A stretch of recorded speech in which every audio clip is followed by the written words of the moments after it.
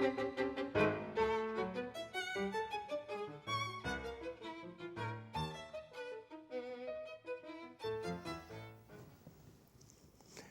again. Welcome to another edition of Public Affairs Public Access. I'm your host, David Hutzelman. This is a show where we talk about political philosophy and public policy issues, mainly from a libertarian standpoint. And I'm sometimes asked, what's a libertarian standpoint anyway? So just as a quick rundown, libertarians are usually pretty oriented to free market economy and not the over-regulated, over-subsidized crony capitalism that we call our economy in the United States today. And we're pretty much tolerant of a lot of different lifestyles and civil liberties, and don't try to get too much involved with trying to manage other people's personal lives for them. So it's a philosophy that has an element of freedom across both your economic and personal life.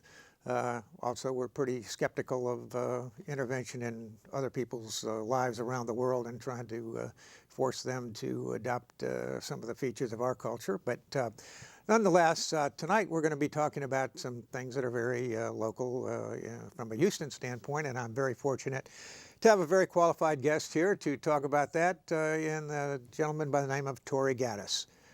Tory is the founder and one of the senior partners of an organization called the Center for Opportunity Urbanism. I get that out correctly. And he has a blog which he has called Houston Strategies, which is online. Tory is into the urban planning aspects of Houston, although he's really not an academic urban planner. He has degrees in engineering and an MBA from Rice University, and he just kind of got interested in cities and how they developed, and not so much from a theoretical utopian standpoint, but from a standpoint of how they really work and what really causes people to like cities and want to live in cities. And I've always loved living in Houston, and I always thought Houston got a pretty bad rap on the national press about how subpar we were as a city and didn't have all the necessary accoutrements that Paris and New York City and San Francisco had. But Tory has done a lot of research along with a colleague of his, Joel Kotkin, who is a professor of urban affairs at Chapman University, and he's also a writer for the New York Times. And asked Tory to tell us just a little bit about how he wound up meeting Joel and getting interested in urban planning as a kind of a profession, or actually now it's a vocation for you, right? Well, it's a part-time vocation for me, yes, Okay. as a fellow at the think tank, the Center for Opportunity and Urbanism, and then as an editor for my blog. Okay. It's interesting you brought up the libertarian thing, David, because I've actually been quoted in the Wall Street Journal saying Houston's the most libertarian city in America, and I definitely believe that. Okay. Very much a free market city. Yeah, I've just always had an interest in cities. Probably started 10 or 15 years ago when people, again, there was a lot of bad press about Houston. You know, we need to be more like New York or more like Chicago or LA or San Francisco, and I really disagreed with that. And so I started kind of trying to figure out how to articulate my disagreements for that, and that eventually led to the blog and meeting Joel Kotkin, and it's kind of progressed to this point where we finally launched the think tank this year. Okay, well, very good. That's we're all encouraged that we can have a spokesman for a city that we can be proud of instead of always trying to answer the critics from somewhere else. Exactly. One of the first things I know that comes to the head when you talk about cities is, what's the purpose of a city anyway? Does a city have a purpose? And maybe you could tell us about some of the places around the United States and what their perceived purposes are and how you perceive the purpose of Houston. Absolutely. If we could get to the first slide, it kind of talks about this a little bit. In urban planning circles, there's three main themes right now when it comes to cities. The first one is kind of orient cities around environmentalism, and that's called smart growth. Next slide, please. There we go. So environmentalism, smart growth, it's all about kind of really pushing people into density and riding transit and not living in the suburbs. Portland is kind of the prototype city for the smart growth approach. The next one is called new urbanism, and it's really, back a slide real quick. It's really about the pedestrian experience. Like how do you make a city good for pedestrians? And then the third one is the creative class stuff from Richard Florida, and it's really about how do you attract the elites. It sort of ignores most of the population and says a successful city is all about attracting the elites, like a San Francisco or an Austin. And I've always thought all three of these were very inadequate goals for a city. I believe that it really should be about upward social mobility, economic mobility, social mobility for all citizens of the city. And we gave the label of that to Opportunity Urbanism, and we think Houston is sort of the exemplar city for that. That's great. Yeah. I noticed one of the things, of course, that all those smart growth and new urbanism, they're all very interested in density. Absolutely. Which yes. is, they're always trying to cram more people together, which, of course, I guess some of the early urban reformers back in, well, I don't even mean the 1800s, and in New York City were always trying to say, no, what we need to do is move people out into garden cities and out into the fresh air, and all these tenements are really not the best idea to have people crammed into such high density places. But and it's really, I think, ironic that some of the places that tried to encourage high density, like with urban growth boundaries and all, they wind up driving the price of the real estate inside the urban growth boundaries up so high that nobody with a family can afford to live there, and the densities actually go down inside those urban growth boundaries. Exactly. So it's counterintuitive. It is really, it has unintended side effects. They do end up creating very high home prices, which creates a huge burden for a lot of the population. As people get wealthier, they want more space for themselves and their families, and if they can't afford it, then they shrink their family size. And so you get people having fewer and fewer children, which has become a major issue in Japan and Europe and China and some other places where, because the housing has gotten so unaffordable. America, we're still kind of hanging in there, but you definitely notice in the cities that have driven up home prices and have increased density have had the number of children per family drop, and then that has led to some really dangerous long-term trends when it comes to demographics, where we're going to have a very large old population and not much young population to support them. I see. Yeah. Well, let's talk a little bit about how Houston has risen to a lot of the charts in terms of being a center for opportunity. Here's the first slide on just the change in household income. We have, actually, I think, is there a slide before this one real quick? If we can go back one. Yes. So this is my favorite slide. I've used this a lot on the blog and at the center. You take the average earnings per job and you adjust it for the local cost of living. And you'll notice that Houston is not just number one on top, but is by far number one on top. Even Dallas, number two, is quite a bit below, $8,000 a year less. And then other cities drop from there, with cities like New York and Los Angeles being very low because they have an extremely high cost of living that really brings down the adjusted salary. And so I've kind of used this chart as an argument that Houston's able to offer the highest standard of living, certainly among major metros in America and potentially around the world, because our average cost of living adjusted salary is so high. Yeah, it's not just a question of comparing salaries across the country. It's not just straight salaries, and of course it's not just cost of living, because you can have cost of living in a city that doesn't have much of an economy. It's the combination of both. Houston has the jobs and the pay, but also the affordability. Okay. So if we move to the next slide, I'm going to go kind of move through a lot of slides real quick here with some statistics. The next one is about the... we're having trouble. There we go. Jumped ahead a little bit here. But, Houston's been adding more jobs than many other metros over the last few years. Next, and we have... I think we got a little bit of a hang up. There we go. Household income. We've had the highest rise among the major metros in household income over the last 12 years. Next. Change in employment near the top of the What's all payroll of these are employment? What is that? As compared to self-employed, or yes, what? That's a statistic that the federal government collects on payroll-based employment. And that one, we're at the top. Next. Got a little bit of a delay on We're the just slides, a little slow sometimes, but I don't know what the... There we go.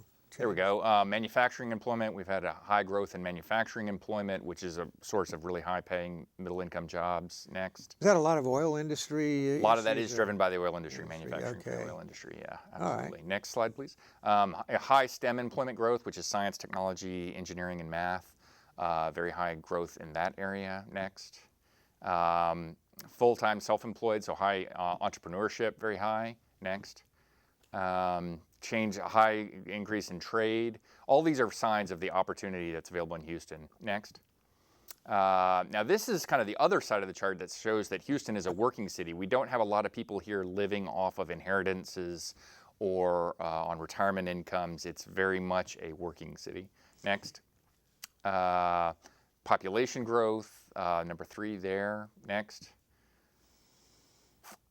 Domestic migration, us in Dallas there at the top, attracting people from all over the country. And where are they leaving? New York and Chicago? New York, Chicago, Los Angeles, all of the most unaffordable cities, and with some of the slowest job growth, and they've moved to Texas.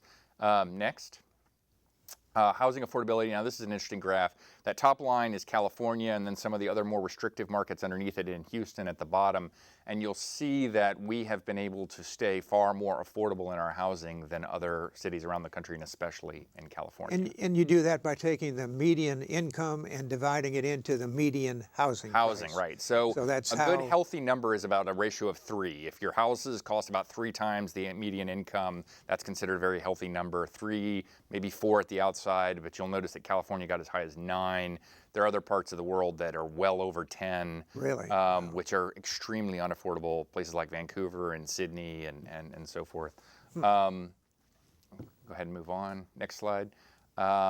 This one just shows that people are moving from expensive cities to less expensive cities. So cities that have more affordable housing are attracting people. Cities that have less expensive housing they're attracting people. The more expensive ones, people are leaving those cities. Next. Detached housing. This is just sort of showing that the planners have been really pushing density, and I'm all for density that has market demand. People who want to live in density. I live in a mid-rise myself.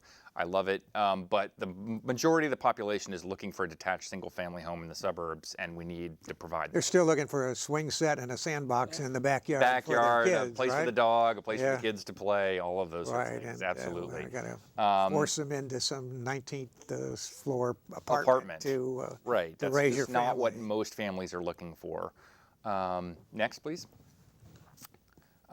This is showing that for the most part, Houston is attracting people from all over the country. All the brown places feed people to Houston.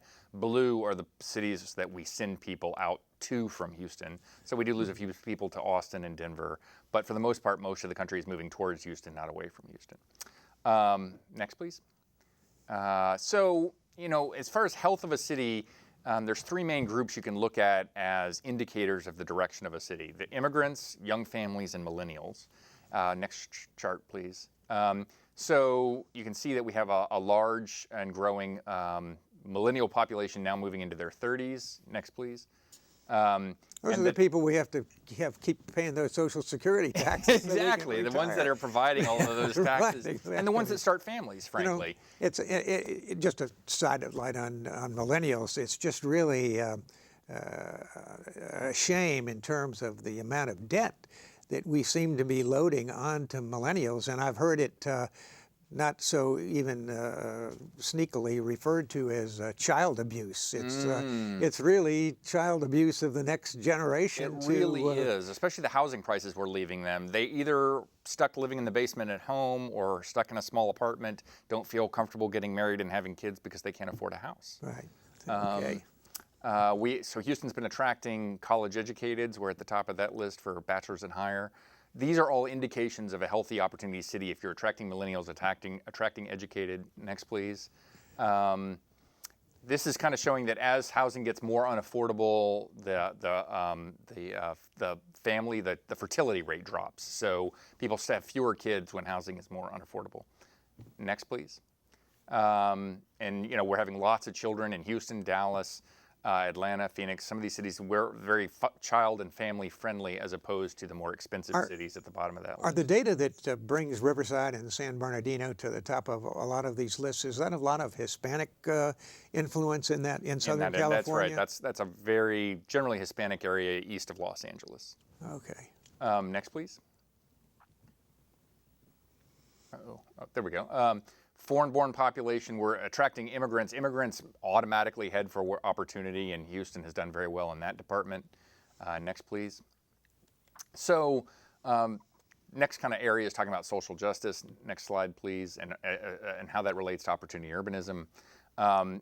Households with severe housing burdens. Houston is one of the lower ones, along with Washington and Dallas, meaning that our housing is more affordable, so it's not as much of a burden, meaning a family is spending less than 50% of their income on housing. Washington is a surprise to be up there for some reason. Washington, I've seen at the top of a lot of lists, and I'll tell you what happens in Washington, because it is so federal government driven, they just kind of automatically adjust salaries for the cost of living.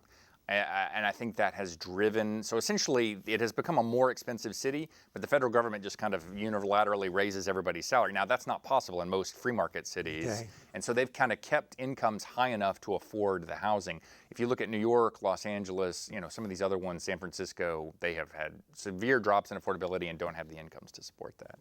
Next, please. Change in the poverty rate.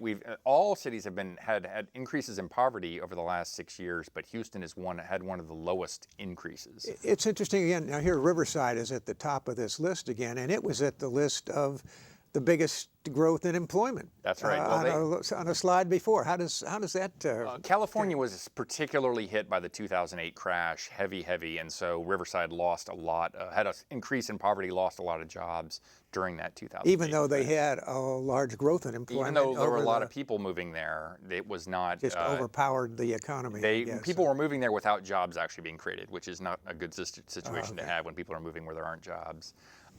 We've done relatively well for minorities. African Americans do pretty well in Houston with an income higher on the higher end for income as a percentage of the average. Next, please. Hispanic, same way, reasonably high compared to some other cities. Next, please. Home ownership rate, very high here compared to a lot of other cities, especially the very expensive ones like San Francisco, New York, Los Angeles, for both African American and Hispanic. Next, please. Building permits. Now, Houston and Dallas have been very aggressive about allowing building of housing, whereas some other cities have really clamped down and not permitted much new housing. If you look at San Francisco there, San Jose, California is particularly bad. As a matter of fact, recently there was a year where Houston had more building permits than the entire state of California. Wow. And California has close to 40 million people, and Houston has, in the metro area, about... Is this environmental concerns and issues that keep those building permits down?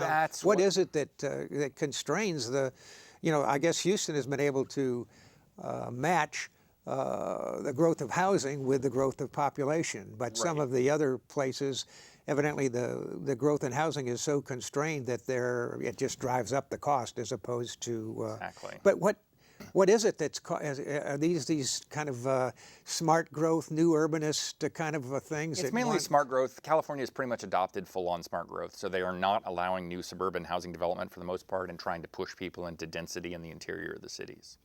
And that by restricting the development of new housing, their housing prices have gotten extremely unaffordable. This is just showing the health of the office market in Houston, very low vacancy rates. Next, please. Excuse me. Now, this is an interesting chart in that it's showing that Houston is adding growth across all parts of the city, from the inner ring to the middle ring, the outer ring, and even the far ex-urban areas. We've had growth across all of those, which means we've allowed density, but we've also allowed suburban development. So we're sort of a free market city. If you want to live in the suburbs, we let the housing growth there. If you want to live in the core, we allow apartment and townhome development and tower development there, and people can choose where they want to live, the kind of life they want to live. Yeah, one of the surprising analysis that I did see was that Houston, with no pro-density draconian rules, has actually increased the density inside the loop more than Portland, who had increased their density with all these tremendous rules about urban growth boundaries and all. So, exactly. So Houston, yeah, it's amazing. The free market works. People build for what there is demand for, and Portland is still so controlled that the density has not been able to develop as fast as it is in Houston, even though they're trying to force it, and we're just letting the market determine. We're just... It's amusing. It's ironic. Yes, next slide, please. This is showing, again, this is another one on the density. We've had a 24% increase in the higher density census tracts, very high. And I don't think, unfortunately, Portland is not on that chart, but you'll notice some of the other smart growth cities down there like Los Angeles and San Francisco and New York have not had much growth in density. Next, please. And that's supposed to help all your other initiatives like transit and Increasing density schools helps make transit and work better. municipal services and That's all the that. theory. But in reality, you end up driving up costs for everybody. In theory, it's supposed to be more efficient, right? Everybody's living in density and riding transit, but when you really look at it, it actually makes things more unaffordable and harder on people in a lot of ways. So kind of summing up the Houston model, we have a very high growth in jobs and incomes. We have rising housing costs on the coast make us more attractive. We appeal to immigrants and millennials. We have a very light touch on planning. It allows the inner ring and the outer ring to grow. And we're a very good city for the middle class and the upwardly mobile working class. So Houston is just the perfect opportunity city. Next, please.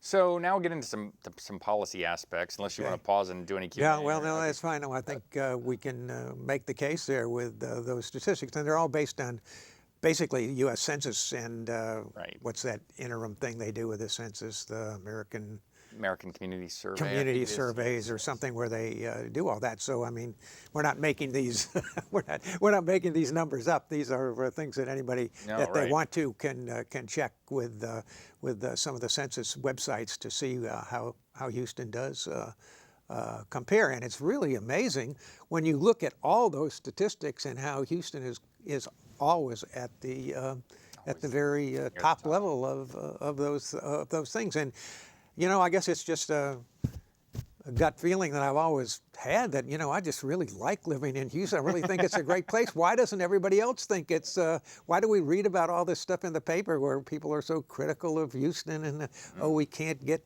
traffic is so bad and this and the other thing. And it's really refreshing to have someone actually do the research and show why we really do live in a great place. Exactly. It's not the kind of city that grabs you aesthetically as a beautiful city, but once you live here and spend some time here a while, you start to appreciate the quality. Yeah, we spent too much time trying to impress the visitors than we did to impress the people that live here. Exactly. Exactly. So, you know, we backed up from and tried to understand better what makes for an opportunity city. And first thing we did was list out, these are the things that create upward social mobility. It's getting more education for yourself or your children, getting a better job, such as, you know, finding a job with a better match to your skills so you have higher productivity and pay, starting a business, or affordable home ownership. Those are sort of the four factors for upward social mobility. And we're talking about how can a city make more of those things happen. So next slide. We can, you know, we boil that down to the opportunity zone. How do you create a vibrant opportunity zone where there's lots of education options, lots of job options, startup options, affordable home options, all within people's personal sort of travel and time cost tolerance, right? Because people are only willing to travel so far for a job, only so far to get home, only so far to go out to restaurants, only so far to go to, you know, arts and entertainment and sporting events. How do you create a kind of a rich zone where people do a lot of those things within their tolerance, especially the commute? Historically, we've shown that people don't want more than a half-hour commute each way. They will try to find the best value home they can within a half hour of their job, generally speaking. And the employers can sometimes help with that as well, right? Right, and if well, we'll get to this in a minute, but essentially, if you don't provide that mobility so that people can get to the jobs in the core of a city, the jobs will move out to them. The employers will give up and go out to the suburbs. Self-correcting kind of a phenomenon. If we could go back one slide real quickly. The four things to maximize the opportunity zone are the geographic size of the zone, which is essentially mobility. How well can people get around? How many people and jobs do you put in that zone, which is sort of the density? Economic fuel, which is essentially discretionary income. And then the last one, I put a label on dynamic vibrancy, which just sort of says minimal government regulations so that things can develop and change and respond to the market easily without a lot of red tape. So the first one is geographic size. You know, how many job options, home options can people get within 15 minutes, 30 minutes, 45 minutes? And if you're doing a startup or a business, how many customers and employees can get to you based on mobility? And this graphic just shows that if you can even just have a 40% increase in average speeds, you can double the size of people's opportunity zone. Because over the course of that 30-minute commute, they can go to twice as large of an area. So the ability to get around has a lot to do with employment and Oh, absolutely. retail Absolutely. opportunities as well. Tremendous. It just creates so much more Yeah, I vibrancy guess in the city. there was some historical precedent to this 30-minute commute that even when people had to walk to the factory, Yes. they wouldn't walk more than about 30 minutes to Even get to their in job. evidently ancient in times, Rome, yeah, when Rome, people would and walk things. 30 minutes from home to work. So 30 minutes has been evidently pretty universal over the centuries. So the Reason Foundation did a report and found out that car access gives you access to 59 times, not percent more, 59 times more jobs than using transit. And if you can increase auto ownership and travel speeds, you increase the labor market and you increase productivity because people can get access to more jobs. Next slide, please. So this is there's this myth that sort of if you can freeze freeway infrastructure, it'll make everybody move into the core of the city, it'll stop sprawl. And the reality is that, and I mentioned this a minute ago, was that employers will move to where their employees want to live with good schools and affordable houses. And if those employees can't get to them in the core of the city, they will move out to the outer edge. In Houston, our specific example is Exxon, which a lot of people have heard has built a big semi-headquarters campus up near the Woodlands and is pulling out all of the buildings that they're currently occupying in downtown Houston and Greenway Plaza and other areas, Greens Point, because their employees want to live around the Woodlands. Yeah. It's just, and they got tired of the commute. So it turns out that sprawl is really just a pejorative term for low density development, right? Yes, exactly. And they succeeded in putting a negative label on it, but it's how the majority of people really want to live, is in that suburban low density. And so when you freeze the freeways, what you do is you push the employers further out, which pushes the employees even further beyond that because they have this half-hour time tolerance. So for instance, if Exxon is in the Woodlands now or next to the Woodlands, people can live north, maybe in Huntsville. Their employees can live in Huntsville and commute to work every day. So they live, which you would never do if you were commuting to Exxon downtown. But now they can do it. So you've actually increased sprawl by limiting the freeway development. And then you end up with a stagnant core city. You can get the kind of the Detroit effect as the employers leave and your tax base drops. So really investing in freeways actually reduces sprawl because those jobs stay in the core. And when the jobs stay in the core, people can't go too far out because, there's only so fast you can drive. So once you start to get about 20 miles outside of town, 25 miles outside of town, you've sort of reached your limits for a reasonable commute. Next slide, please. So the next piece of the equation is sort of increasing the density of both people and jobs. A lot of people are anti-growth, but when you look at the studies, for instance, there's one that shows if you double the size of a city, you get 15% more economic activity per person, including innovation, and you only need 85% more resources instead of 100%. So there is value in a city in terms of increasing people's productivity and increasing economic growth by having more people concentrated in a smaller area. Some, I guess, economies of scale just on a natural kind of a basis too. Although I know there's been a lot of critics that say that, well, sprawl, if you increase the city size and you increase the geographical size, all the infrastructure has to be extended. We don't get to service all these people in this 50-story apartment building with one water system and all. That's it's the more theory, but then when you really look at real costs, it's always more expensive to serve density than to serve suburban. I mean, when you look at what people Very really have to spend, yeah. it doesn't work out. So next slide, please. I'm sorry, I'm kind of rushing along, but we've got a lot of slides here. Economic fuel, discretionary income. So you take the average income, you subtract out the basic costs of living, things like housing, groceries, transportation, utilities, and that's your money left over that you can spend on additional education, maybe a community college degree, doing a startup, donate to charity, or just buy things, go to restaurants for meals. And so that discretionary income really drives the vibrancy of an urban area. You really want to maximize your incomes but minimize your cost of living because that difference is the money that flows around the city and makes things happen. So next slide, please. Houston, and I've mentioned this before, has what I think is the highest standard of living in the world when you look at this cost of living adjusted average income of $73,000 versus the other cities on this list. Next slide, please. Again, similar slide. Houston there is at the bottom with the highest cost of living. This is taking discretionary income and adjusting it for the cost of living. Next slide, please.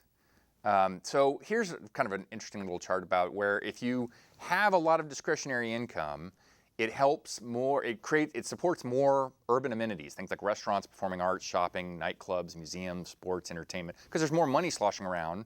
And so when you get more of those things, it actually makes your city more attractive to high-paying jobs and talent because you've got more of those things. And then they come in and then they spend that money on more restaurants and more entertainment. So it's this virtuous cycle of attracting more people with more money who then spend it on more things, who then create more things and make it more attractive. And then the interesting little statistic from Zagat about how we eat out in Houston at the most per week at the lowest average cost. And again, that's sort of the free market here in terms of the restaurant market. And that used to be a big knock on Houston, is that, all the restaurants are terrible in Houston, Oh my goodness. well, I don't know, Long time ago. Yeah, 20 certainly years not the ago. last 10 or 20 years. No, not in the last not. couple of decades for sure, but that used to be one of those things that you're trying to please the visitors, and they're always saying, you don't have any restaurants here that we like. So anyway, we I certainly see that we've we're getting a lot of recognition for the restaurants. The last piece is just minimizing the regulations. We're the largest city in the country without zoning.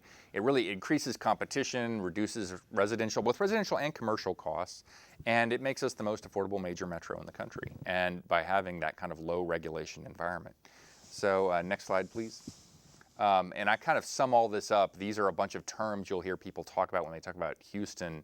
And I sort of sum it up as an open city of opportunity, hospitality, friendliness, affordability, entrepreneurial energy. I think most people would recognize these terms have been thrown around with Houston. So this is sort of my pitch for, what is our identity? What is our brand? And it's very hard probably for somebody just coming to the city for a weekend or a conference to pick up on some of those issues, because they're just looking around for the tourist spots or the whatever that it's definitely not a city that grows on you in 3 days. It's the kind of city, a lot of people move here kind of kicking and screaming, and then after they're here a few months, they're kind of like, wait, this is really nice. They like it. Next slide, please. This last piece here is about transportation and what's the transportation solutions for Houston. Or should we be, looking at rail for our commuter problem? Because obviously it's very popular in Europe, New York, places like that. Free automobile cities. Yes. Well, so I'm going to go through that here. So the next slide, please. We talk about, if you go back through history, old cities were built around walking. Density is very critical because everything needed to be close. You're going to walk everywhere you go, and you had a lot of slum tenements, especially, you look at Manhattan in the 1800s, those sorts of places, a lot of poverty, a lot of disease, a lot of overcrowding. That's sort of the historical old cities. Next, please. And then the railroad got invented, and people started being able to live in the suburbs and take a train into the core. They were not forced into the slum tenements. The Industrial Revolution, a lot of rising wealth. People wanted more space. They could get out and buy a home, grass, sun, not living in these dark, dense places. But jobs stayed centralized at the core at the rail nexus, and you had cities like New York, Chicago, London, Paris all develop that way. And it made total sense at the time, given the technology that was And when I lived in New York in the 70s, I lived up in Westchester County, and I took the train into the city every day. It's how the city of New York works. It was a heck of a lot better than trying to drive down there. For sure. Absolutely. I can't even imagine. So it's not like rail never made any sense. No. For certain types of cities, especially these old cities that were already dense, it made total sense. Right. Next slide, please. But then after World War II, we had the rise of the automobile, and it really transformed city design because Jane Jacobs was a famous writer about cities, and in her old world, pre-automobile, mobility was very fixed. You were probably going to walk or ride a bus anywhere you went, but density was variable, and so she advocated increased density, which increases the vibrancy, and she was absolutely right for that time. But in this new world of automotive, where your density is very limited because you need to take a car with you everywhere you go and you need parking for that car. But the real variable is now mobility. It's how fast can you get places, how many miles can you cover, what kind of freeways and arterials and congestion are there. And so you get these more decentralized cities that have risen, especially in the Sun Belt since World War II. The jobs are all over, they're not just downtown. And the example places are like Los Angeles, Silicon Valley, Phoenix, Atlanta, Dallas, and of course Houston are all these sort of post-World War II automotive-based cities. Next slide, please. So in Houston, we have multiple job centers, downtown, uptown, medical center, Greenway Plaza, Energy Corridor. All over the place we have jobs. Less than 7% of our jobs are downtown, unlike New York that packs them into Manhattan. Which really calls into the question a whole transit authority that was all based on trying to get everybody down to the downtown. Get everybody downtown, business. right? When it's only 7% of the jobs, what sense does it make to try to build a rail network like New York that pushes everybody downtown when it's not going to serve 93% of the population? Exactly. Right? So here's a map of all of those different job centers. Very decentralized city, dispersed city. Next, please. And we have, so, if we're trying to design a commuter solution for a city like that, would we do commuter rail? If you do commuter rail, you're going to have very few park and rides, very high capacity rail, which means it has to be infrequent, like every 30 minutes or an hour because you're filling a very big train. You're going to only go 30 or 40 miles an hour with stops is the speed of those kind of commuter trains. Right, and the more you try to stop to pick up more people, the slower the train goes, right? So you lose customers that way. Very dispersed jobs, very time-consuming transfers. You're going to have long walks in the heat, the rain, the cold. And it would take billions of dollars for Houston to build a solution like this and well over a decade to try to do anything significant in commuter rail. So you can see the downsides there. Next slide, please. What makes a lot more sense in a city like Houston is the express bus, which is what we have with our HOV lanes, and expanding that system because you can use park and rides all over the place with very frequent service because it's not hard to fill up a 40-person, 50-person bus. You get nonstop 65-mile-an-hour service to all the job centers. You could even privatize it ultimately, which is what I've been advocating for Metro to do for a long time, where different private operators can compete on service, schedule, reliability, routes. Yeah, I'm looking for the Hooters Express bus actually on the way in and home. They could. And Metro could offer a subsidy, like, okay, we'll give you 10 cents a passenger mile, and then let them all compete with each other. And the nice thing about buses is they can circulate, they can take the high-speed lanes in, they can exit at a job center and then circulate around, keep you out of the weather, get you very close to your building, keep you out of the rain, keep you out of the heat.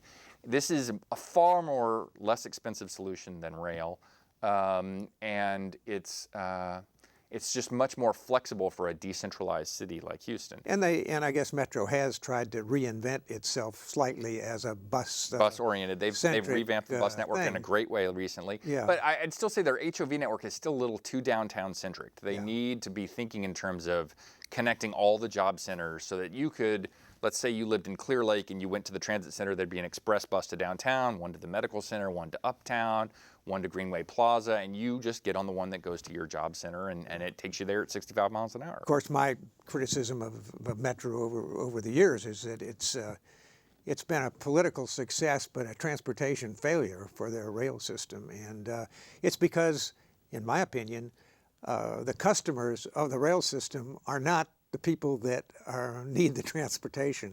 The customers are the engineering and design and construction firms that are making all the political contributions and things, and that's who the board was really addressing as their customers, not the people that were actually riding. The original line was a reasonable line and served the medical center. It's done some good things. The newer lines are really struggling with ridership, and I'm very concerned that we'll kind of never get our investment out of these newer lines because they're into much lower density parts of the city. It's possible they'll lead to some redevelopment, but I'm not super optimistic about that. And I think Metro's kind of seen the light and realized that light rail has limited applicability and is extremely expensive budget-wise, and have been appropriately going back to bus. I just kind of wish they had maybe realized that 5 or 8 years ago, instead, before the billions got spent. So this slide is just sort of talking about how in the world of email and smartphones, driving is very unproductive. You can't be doing text, you can't be going through your email on while you drive. But of course, self-driving cars are coming. Self-driving cars are coming, I mean, so then that would solve that problem. But a private express bus where you can get out your iPad, get out your laptop, get out your phone, and just start being productive while the bus does all the work. An express bus is the optimal commute in today's transit world. So next slide, please. This is actually kind of our sum up about the center that we've just recently founded, and we're definitely, feel free to email me or check us out at our website. But we're looking for people who are interested in learning more and getting involved. So, great. What kind of activities can they get involved in when they do call in? We're looking for board members. We're looking for speakers for events. We're looking for people to be on panels. Really just anybody who believes in this and is interested in being a part of it. We're kind of talking to everybody right now. I see. Well, I sense there's an opportunity coming up, a political opportunity coming up with this initiative, which I guess is known as Plan Houston. Is that Plan Houston. Was that driven by the Houston Planning Department, or is there a plan? I guess there is a planning department. There in is Houston? a planning department in Houston, and they, I think, were the main coordinators of the new planning process the city has been going through over about the last year.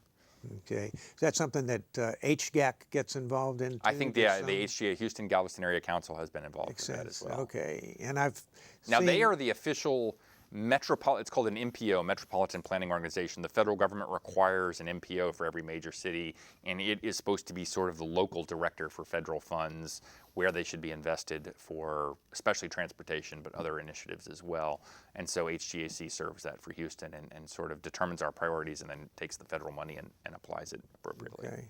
I haven't been keeping up with all that information, especially on all the council races, but it does seem that I've read that there are various council candidates taking various positions on Plan Houston, whether it's a good idea or a bad idea, although I guess according to how little specifics there are about it right now, it would be hard to tell, since it's such a utopian approach of what's good for everybody. It would be hard to tell whether you could be against it or not, like being against motherhood or apple pie or something. My problem with the planning is that typically they're very community driven. You get input from everybody, which is great, but what you end up with is more of a utopian vision document that sort of describes, here's what a perfect city would look like. You know, we'd all be able to get to anywhere we want to go very easily, and we have nice parks, and we have great walkability, and you can kind of describe the perfect city, but if planning led to perfect utopian cities, then we'd have a lot more utopian cities out there, and I'm not aware of any so far. So the problem is it doesn't really explicitly, at the end of the day, it comes down to trade-offs, budget trade-offs especially. You have limited resources, limited money, where are you going to put it as a city? And a lot of these documents usually do not explicitly, they just lay out a perfect vision. They don't say, look, we're going to put money here and not here. Because as soon as you say not here, people get upset. Right. So, I'm not saying that there's no value to a plan, but a lot of times they end up being these vision statements that don't help a whole lot. And a lot of them in terms of talking about where to spend money, which it always seems to me to be a little bit biased, but it seems to be that there's always a group that wants to spend more money on sidewalks and bike pathways on major streets, actually, that seem counterintuitive to a city like Houston with the climate that we have and with the environment. And it's not, and they want a lot more pedestrian-friendly development. And I'm always perplexed as to why they're so hung up on pedestrian-friendly stuff when we have a lot of nice freeways and everybody pretty much has a car, and you can, like you said before, you can take your air conditioning with you in a car. Right. And, the reason Houston's a car-based city is because it's the easiest way to bring your air conditioner with you. Pedestrian-friendly thing have such a pull? That's the new urbanism thing. It's been big for over a decade now across America, and I live it myself. I love it. I live in Midtown. I love that I can walk to a lot of restaurants. I'm all for good pedestrian neighborhoods, but it's sort of it's an illusion to think that you can.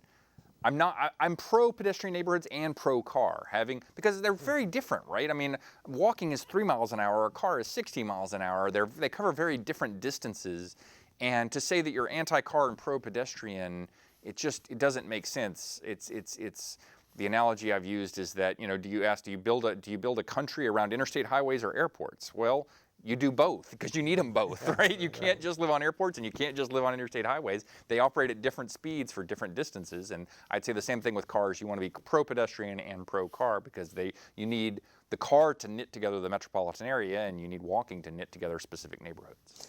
One of the things that I guess we were discussing earlier that I was totally surprised to find out, because I had always thought that Houston had one of the most walkable central urban areas because of this the tremendous private tunnel system that has just kind of spontaneously evolved without any real central planning or funding for it, and it's tremendously used during. I've been down in the tunnels, and it's really as crowded as any sidewalk in New York City when you're out at lunch hour with people trying to get to restaurants and other things. And you were telling me, though, that those downtown tunnels, even with all that walkability, aren't really a favorite of smart growth new urbanists. It's not the kind of walkability they want. Because that's not, they want street life walkability, which means that they would like to close those tunnels and kind of push everybody to the surface streets so you get that sort of vibrant Manhattan kind of thing, which I totally understand the value of that in Manhattan, but in Houston, the climate is very pedestrian hostile 5 months of the year.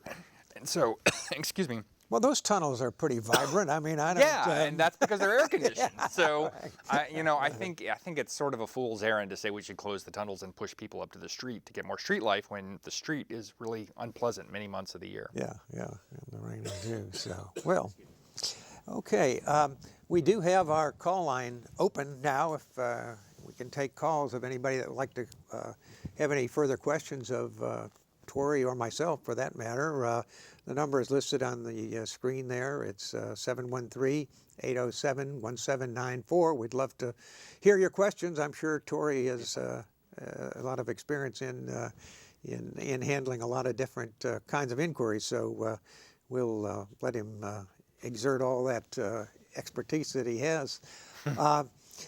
On another, I guess, I'm not sure if it's a political initiative yet, but that it appeared, I guess I got an email, invitation to a presentation called Vision Zero Action. Okay. That has to do with seemingly the total elimination of all traffic deaths and serious injuries in Houston. How can you possibly eliminate all traffic deaths and injuries in Houston? This is a popular initiative that's been starting to go around different cities around the world and in America. And, on the surface, it definitely seems like it's a very noble cause, right? I mean, who can be against reducing deaths? It makes total sense, right? But I think a lot of times it's sort of a cover for really an initiative that's very anti-car, that wants to radically reduce speed limits, radically slow cars, and push more people onto transit, because obviously transit is safer from an accident perspective than driving, but it also, doubles the travel time, if not longer, for a lot of people for most trips. And so, I'm all for trying to kind of analyze where can we reduce accidents? Can we reduce red light running? Can we reduce drunk driving? Can we, what are the common causes of accidents? Can we reduce distracted driving, which has become a major problem? And those make a lot of sense, but I have a feeling that a lot of this ends up being more of a cover for let's just make life really hard for cars. I mean, obviously you could have 0 deaths if we just made the city speed limit 10 miles an hour across all streets, all freeways. If nobody was allowed more than 10 miles an hour, deaths would drop through the floor, but we'd also have a city that didn't work. I mean, because if you can't get anywhere at 10 miles an hour. And so it's a series of trade-offs between mobility and safety. For sure. Yeah, another issue probably relates to an item in Vision Zero Action would be something like traffic calming and speed bumps. And I think we had a short little discussion about that there's some unintended consequences to having traffic calming and roundabouts and speed bumps on even neighborhood thoroughfares in terms of its influence on emergency vehicles. Right. It slows down the ambulances, and when you're dealing with heart attacks, which are extremely common, and certain strokes, just minutes, seconds can make a difference in how people, whether they recover, live or die, or their recovery rate from a stroke or a heart attack. And when you have these speed humps that are lowering ambulances down to 10, 15 miles an hour to get through a neighborhood, you're really you're reducing your emergency response. Now, I understand some of these neighborhoods have issues, but it's a trade-off. Everybody thinks there's no downside to putting in the speed humps, but they're really until you're the one having the heart attack or the stroke and you need the ambulance to get to you, right? Or a fire truck. If your house is on fire, you don't really want to be slowing down the fire trucks either. Or you've got an intruder coming into your house, you kind of want the police cars to be able to get there pretty quickly too. Exactly. So there's a lot of scenarios where the speed humps can actually be sort of a negative, and you've got to be careful about the traffic calming. Yeah. And Yeah, I don't know what other, but there are a number of transit suggestions that I've heard that seem to make sense to me. Things like truck-only lanes on our freeways to help commuters. I don't know if that's passes the litmus test or not. I have heard such proposals before. I'm skeptical just because we already have, I mean, with the HOV lanes, and a utilization problem where they can be, you can end up with this capacity that's not getting used all the time. And I think you kind of double up that problem if you have space that you're dedicating to trucks, and then let's say it's a time of the day where there's not many trucks, you'd kind of like to be able to use that space for cars. Yeah. And vice versa. If you've got truck lanes that are very congested, you'd kind of like to be able to spread them out across, and maybe not many cars, say in the middle of the night. So, I have read that the whole banning trucks from the left lane is not a bad idea. They've tried that in parts of Houston, and I think it has successfully reduced accidents and some of that. I think we have a caller maybe coming in. Fantastic. Caller, are you on the line, and would you have a question for our guest tonight? As a Houston resident, I see they start to put in some bike lanes, and I was just curious to see what the viewpoint is on those in terms of helping, because as mentioned earlier, you talked about the underground tunnels and how, during the year it's 5 months that are pretty hostile, and how do they see bike lanes being better than moving people up to the surface? Bike lanes have gotten more popular. Again, this is a national trend. It's good exercise, although, again, we have pretty hostile weather for it.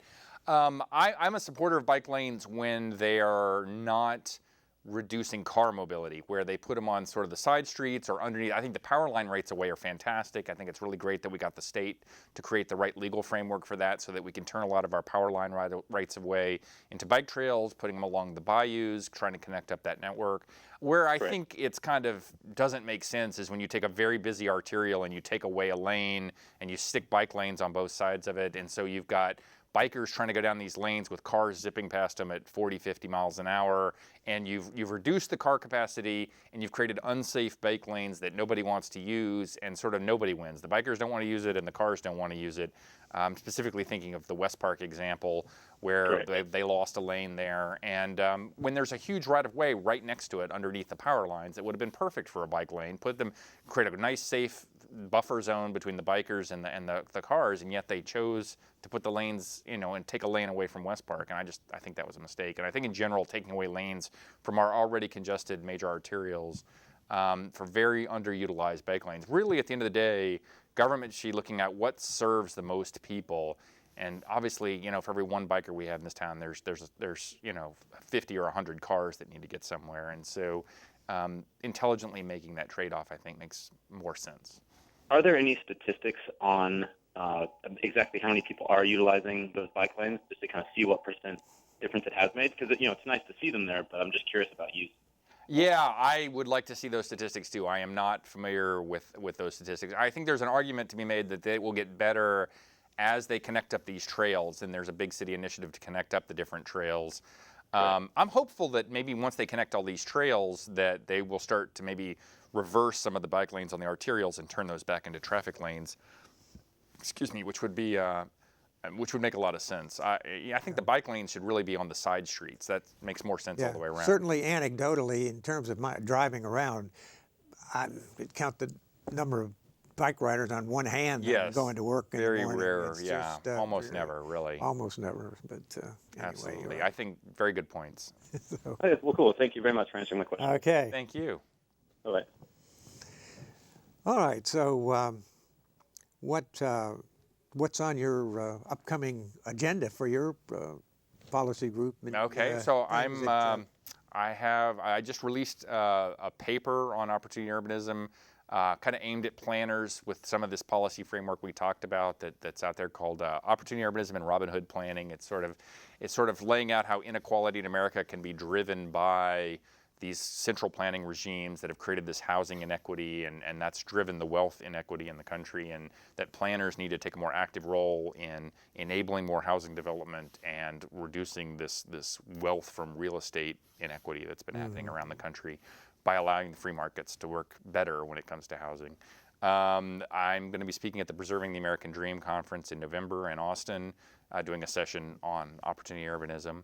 And we've got some more reports that are sort of in the pipeline. We had a very popular report earlier this year called The Best Cities for Minorities, which looked at different cities around the country, and it turned out that, again, the more sort of opportunity cities, car-friendly cities, especially in the Sun Belt, were much better for minorities in a lot of ways than what you would think would be, the more progressive cities of the coasts actually ended up ranking much lower in terms of opportunity, jobs, housing, a lot of those sorts of things. Even though in theory they have more progressive policies in some of those cities, but they seem to be sort of backfiring from their purpose in terms of helping minorities. Well, in terms of these projects and all, how do you involve people with the Center for Opportunity Urbanism? Do they volunteer to write papers, or do you have adjunct scholars, or how does that all So right now work? we have Joel Kotkin is our director, and I'm one of the founding senior fellows along with Wendell Cox, who's done a lot of amazing work on housing affordability around the world and has an annual survey of housing affordability around the world, different major cities. And then we occasionally bring in outside writers for different projects. All funded, so we fund the projects. But we are looking for board members, people who are looking to do advice and counsel on how we can get this message out to the rest of the country about the Houston model and what they could learn from it. I see. All right. Well, very good. Yeah, that's interesting. And is it gaining? Would you say you're gaining some traction academically around the country? Are there people that are any of the schools of, quote, urban planning starting to pick up on? That's interesting. We've actually had some conversations with MIT's urban planning department, and they are starting to they seem to be one of the first academic departments that have noticed some of the downsides of the smart growth movement and are starting to look at, what's next, and they've been looking at some of our material. So I would say I think we're getting more traction in the popular press than maybe with the academics right now. Generally speaking, urban planning academics are very locked into sort of the dogma of smart growth. But as we're trying to bring really an economics perspective to urban planning. I think at the end of the day, that's what we're trying to do and say, look, there are a lot of trade-offs here, and try to get urban planners to acknowledge those trade-offs. Right. I think was talking before, there's a lot of urban planners like to talk about quality of life, that's the holy grail of urban planning, and that very few of the people that talk about quality of life actually talk about employment and affordability as being part of the quality of life. It's a very subjective thing, and if you really interviewed most people, they'd say their most important quality of life is having a good paying job in an affordable city with a decent house and a good school district. Those are what drive a lot of people's quality of life. When you hear that term thrown around, what they usually mean is walkable density, parks, and those are good things, and adding those on a market basis to your city is fine, but you don't want to forget the fundamentals, and the fundamentals are those earlier factors. Okay, well, I want to thank you very much for participating in our show tonight and participating with the questions. I'm sure you've given some of the viewers a lot to think about. The show will be shown multiple times on HMS TV at various hours that you can check the schedule for, and our gracious producer Mark Pirtle also usually has it up on YouTube at some time, so there'll be a opportunity for other people to look at it in even perhaps more detail. But we certainly appreciate having your expertise. I'm so excited to have someone that wants to defend Houston against all the smart growth critics from around the country, and we're really excited and pleased to have you on the show tonight. Thanks for having me, David. I really appreciate it. It's been great.